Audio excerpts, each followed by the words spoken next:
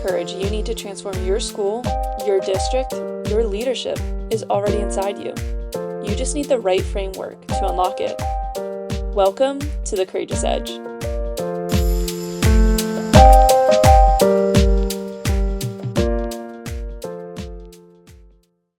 Welcome to the Courageous Edge, the podcast for educational leaders who are ready to lead boldly in challenging times. I'm your host, Dr. Kim Morrison, former superintendent and national education advocate. Currently, education leaders are really facing a lot of challenges. We've not seen these challenges before.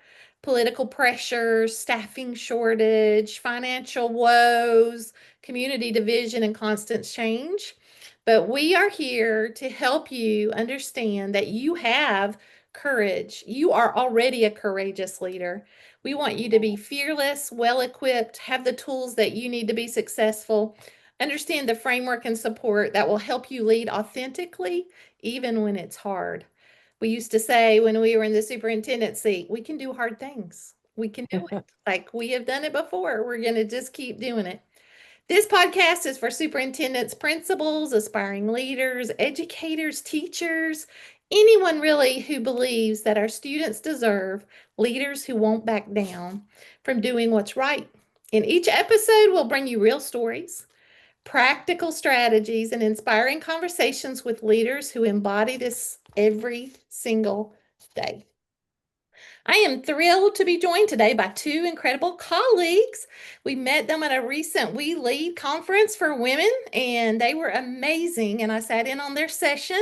They've become friends who we know are on this courageous leadership journey with us. So they're educational leaders and they lead through empathy and engagement. So tell us a little bit about yourself, ladies. Well, first of all, thank you for having us on your podcast, Kim. We are very honored to be here and address some important topics with you. I am Mary Margaret, and this is Dana, and we are Camp Explore for Educators. We have been friends for over 30 years. It's a long time. We met back in 1994 at a back-to-school breakfast. We were new to the school together, and we became instant friends. I taught kindergarten, and Dana was teaching fifth grade, and we partnered our classes over several years. Eventually, our careers took different paths, teaching and administrative roles and coaching. And then we came back together a few years ago to embrace a new role as camp counselors with Camp Explore. So we started Camp Explore with the mission and vision of educator retention, with a focus on personal wellness and mental fitness. And we want educators to find their why, find the joy, and find the love that they once had for this work and get it back. That's so awesome. And we love hearing your why coming out in all that you're doing. You can tell that you're really passionate and energetic about it. So let me start with a really easy one for you then. When you think about your years in education, can you really share a moment where you realized that courage, real intentional courage, was the differentiator between good leadership and transformational leadership? Sure. I think it happened for both of us, but it happened at different times. However, the shift that happened around the leadership pivot for us, it was really closely related, which is let's do what's right by kids. If we do that every single time, we're going to win every single time. And so it's in our DNA, it's who we are, no matter what the times are, where the changes and the needs and just what is going on in the world, continue to do what's right by kids. And in order to do that, sometimes, Kim, you have to think outside the box. You have to be willing to change. And so for us, leading with courage is doing just that, meeting kids and needs where they are and get different outcomes than you're currently getting. Be willing to change and be brave, right? Yeah, so when you challenge these folks to change what they've been doing, Yeah. do you always get a perfect response on that? That would be a big fat fib if I said yes. So really the way we approach it is there are three pillars to what we do at camp, and it's around mindset, skill set, and tool set. So what we do try to do is raise awareness of where does your mindset fall, and being able to be aware of sometimes what's getting in the way are not all these external factors. They're the internal factor of your own mindset. Yeah, and I think you guys talked a lot about how your mindset as, teachers, principals, educators had to shift, and you were open to do that. Does that go back Yes. to your all's why a little bit about why you just want to keep, like, does your why that students should always be at the forefront, does that trump everything else, do you think? Absolutely. Mhm. Absolutely. And as we said before, our primary goal is to help educators fall back in love with their own why of choosing education and always keeping children at the forefront of the conversation. Right. So if that is our belief, and what we try to do to meet that need is create a space and a time for them to focus on themselves. Kind of is the analogy of when you're flying, right? You put your air mask on first so that you can help those little ones that are flying with you. So we really want to focus on that mental and physical wellness and fitness. We want to have them come together with us, learn, and equip them in whatever role. So whether they're an administrator or a teacher, but most importantly, we just want them to have fun. I think we forgot how to have fun in the career path that we've chosen. But if we're having fun, our kids are having fun. Absolutely. And what kid doesn't want to go home and sit around the dinner table and say all the fun things they did at school? They might not even recognize they're learning, but that does help us, Kim, keep kiddos at the forefront. Yeah, and I think what you all do is so unique to you, that we need to get out there is that they, as teachers, really need to enjoy the journey. They really need to have fun. They really need to engage. What struck me about your all's why is you all really like to have fun, and you want other people to have fun. And, so my team that was there at the camp, I mean, at the conference with you guys, like, they're the most fun girls. Like, and I'm from Mayberry, right? So we know about fun girls, but I just love the fact that I think that's contagious. I think your why can be contagious, and that's what we really need to introduce to a lot of these schools that are struggling, that you're doing really great work. Let's enjoy the journey and take the kids with us on this amazing journey called education, and opening the whole world to them, which I love. So I appreciate your approach on that. Before we dig deeper, I'm going to share a little bit from our research. I've been doing research for the last 5 years, interviewing people all over the country who are leading through crisis and how do they get through that. And they're successful leaders. These are people who have come through on the other end. What stories can they share? There was one teacher who was really helping in Western North Carolina, when Helene hit. And she just really embraced her classroom. She loved all those little kiddos. And when Helene hit, most of them were then displaced from their home, at least for a little while, where they couldn't get into the home, or completely displaced, like they would never go back to their home. And so there was one family that had several children. This little boy was in her class, and he had been at home in a kind of a not the best home. It was pretty weak, and it was being tumulted by this Helene, and his mother had the young child, and they were in the yard, and they were trying to get away from all of this flooding and wind and everything. And the baby was given to someone else, and a tree killed the mother in front of the child. And so when this happened, and the story unfolded, they came to the school the next, week, and they're like, we don't know when we're going to get back in our home. We don't know when we're going. And then it was like the school just stopped and said, what do you need? What kind of clothes do you need? Where do you need to live? all of a sudden the school turned into like this big help meet for this family. So this teacher really took it upon herself to go out to the temporary home and teach the little boy every day because they couldn't come to the school and he had lost his mother. And it was so traumatic, but what a difference it made in that family's life that this teacher would say, I'm coming to you, I'm going to help you. And the empathy that it took for her to lead. And then at a certain point, you know, she just had to do a lot of self-care. Like, I can't save every child, but I can do Mhm. what I can do, and I'm going to set some boundaries, you know, and here's how we're going to go forward. And so we have to remember these people are leading through crazy circumstances, and it is not the responsibility of the school to take care of the community, but they do. But they They- do anyway, you know. Mhm.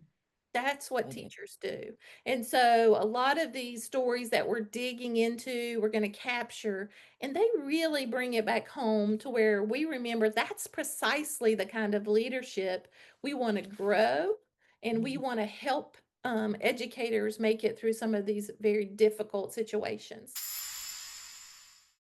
So you all help educators find joy. We hear that a lot in your approach in their personal lives so they can lead students every day. This approach really is based on extensive research. We've done a lot of work in looking at that. It demonstrates that educator well-being is one of the most reliable indicators for student success.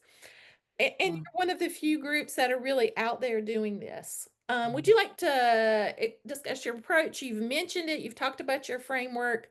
Joy, Mhm. it seems so simple, yet out of reach, really, for so many people. Yeah.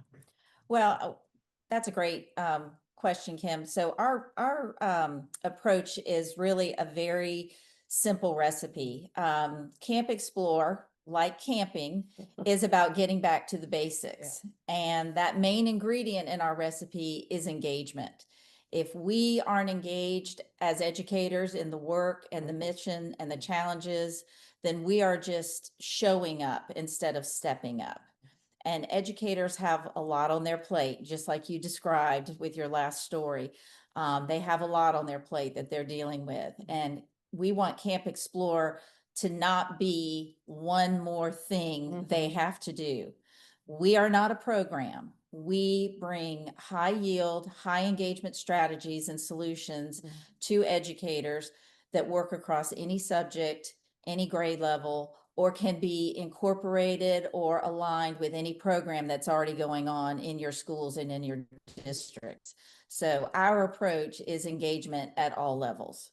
And I just couldn't help but make the connection, Mary Margaret, when you were going over, you know, our philosophy as well as our theory and our premise and thinking about, like, I love that statement, right? Don't just show up, step up. And so joy isn't something that comes to you. Joy is something you engage in. And so why wouldn't the recipe be engagement at every level? Mm-hmm. Yeah. Yeah, absolutely.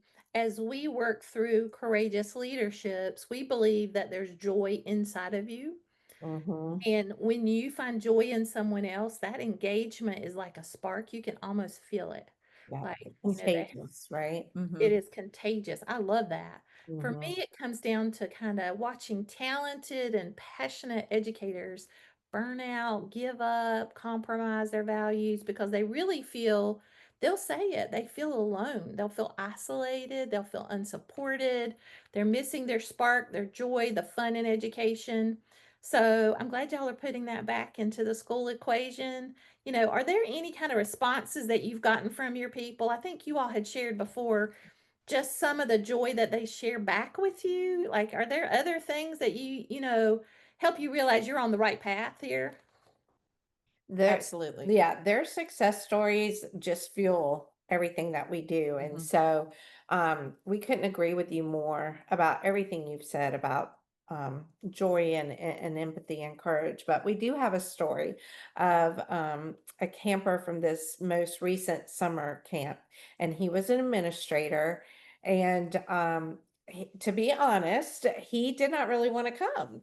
It was his old AP who had been to camp the year before, and she was now in a principalship. And she said, "Look, buddy, you need this. I know you need this, and you need to go to camp with me." So he did a little bit, against his will, but he came. And it was pure joy for us to watch him transform over those 3 days and to see him break out of his shell. But on the very last day, he called us over and he said, "I've got to tell you something," as I was going through the reflection activities. And we had given them a geode and a hammer and told them to break through this geode that's ugly on the outside, but beautiful things on the inside. And as he's breaking this geode, he said, "I recognized last night that I was the barrier for my school. I've been trying to control versus lead them." And he talks about leaving feeling energized and inspired and relaxed. He talked about, "I've never painted anything before," all the little fun activities we did.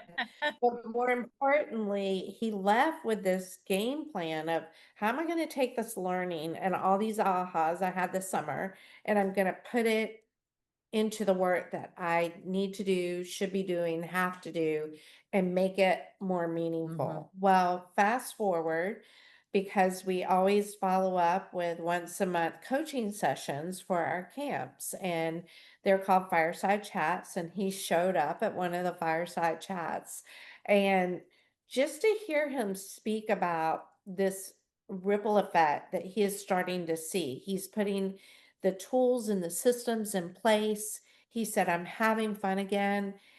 And to hear him say, "I'm not kidding when I tell you I was ready to walk away. I was ready to end my education career. This has given me my fire back. I am having fun." And every month when he joins us, he is just, his smiles are so abundant. But what's even, I don't know, even more of a ripple effect, we were at a conference, 2 weeks ago? And we met an individual that is part of his executive team at the district. And she said, "I'm telling you right now, we all see this change in this individual leader. And he is leading with this incredible newfound love." And so, A real shift. yeah, a real shift. So those success stories absolutely affirm for us our mission and vision. Yeah, doesn't that make you feel good that you really changed the course of that person, but also that whole district, really, and that school, and just it's that ripple effect. I love that. So, and I had the pleasure of attending one of your breakout sessions, and you all made me become an active listener, which I love, right? So I even used that tool like the next week when I was doing some trainings down in Elizabeth City. And we were really talking about how do you help the students become better communicators in the classroom was one of the big things for new teachers. And I said, "Oh, let me show you what this I learned just recently, how you have to actually expound upon what the other person is saying." And you can set that up with students, right? The student says one thing about the topic or even checking in about themselves. The other student says, "Here's what I hear, and can I ask you a little additional question about that?" And you're kind of training students and adults, right, to be better active listeners. So you're really showing educators how to do this.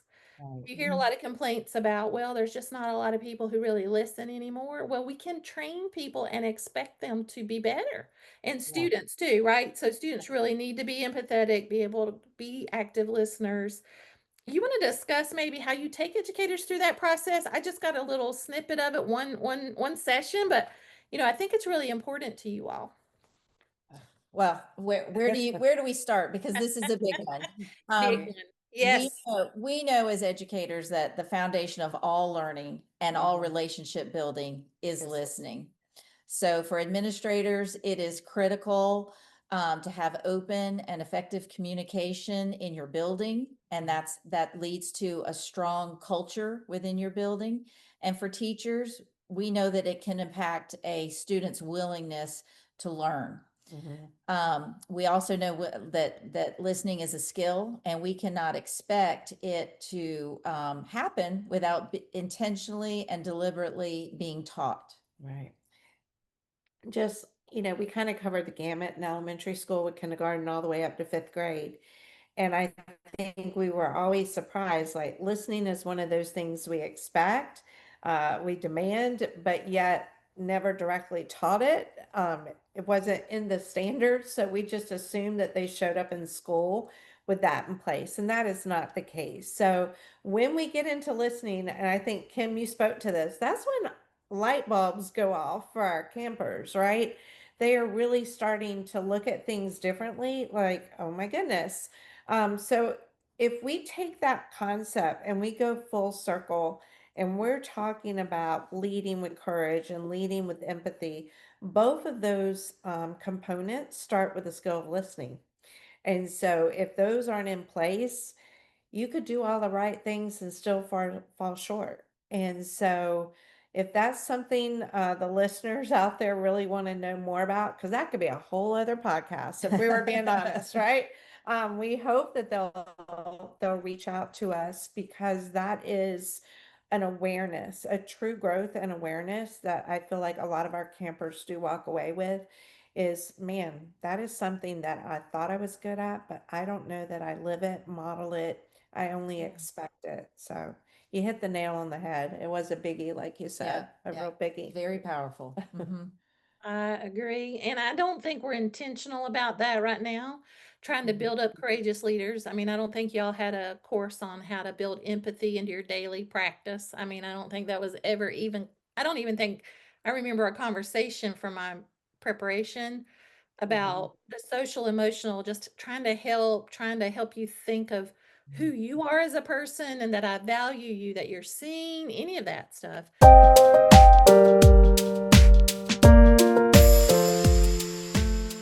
Thank you so much for joining us for part 1 of episode 2 with The Courageous Edge.